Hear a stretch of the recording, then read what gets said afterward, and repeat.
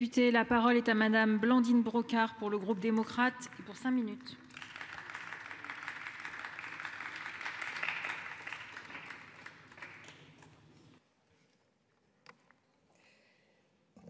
Merci Madame la Présidente, Monsieur le Ministre, Monsieur le Président de la Commission, Monsieur le rapporteur, chers collègues, permettez-moi avant tout d'avoir aussi une pensée particulière pour les nombreuses familles qui se sont retrouvées sans logement après les fortes houles qui ont touché la Polynésie il y a tout juste 2 semaines.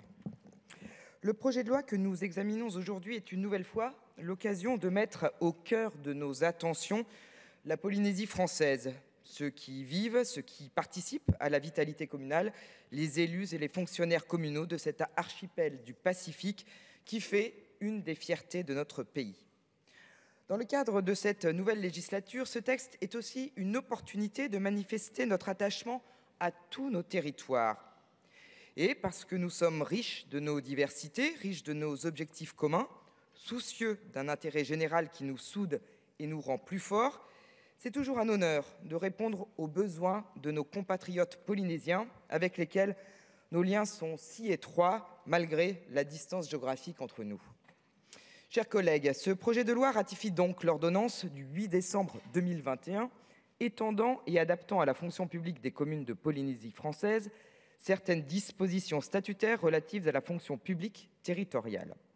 Ce texte est nécessaire afin de faire bénéficier aux fonctionnaires des communes de Polynésie française des avancées introduites par les différentes lois relatives à la fonction publique depuis 2011.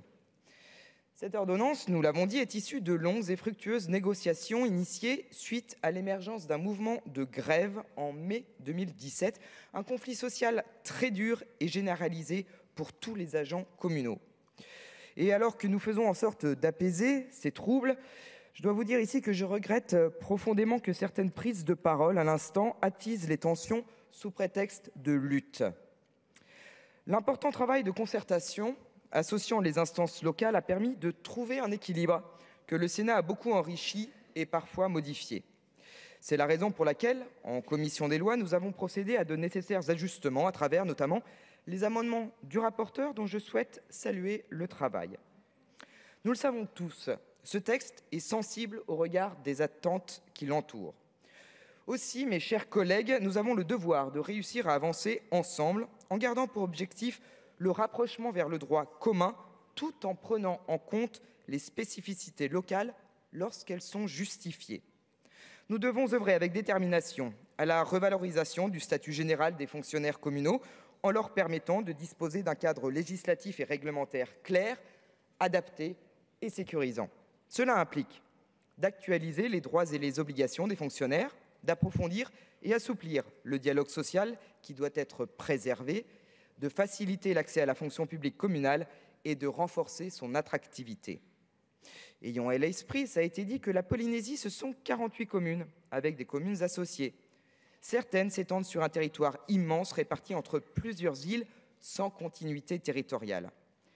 L'éclatement géographique et la faiblesse numérique en termes de population sont des difficultés que nous devons prendre en considération car elles ont une incidence directe et forte sur la vitalité des communes et sur les emplois qui y sont rattachés.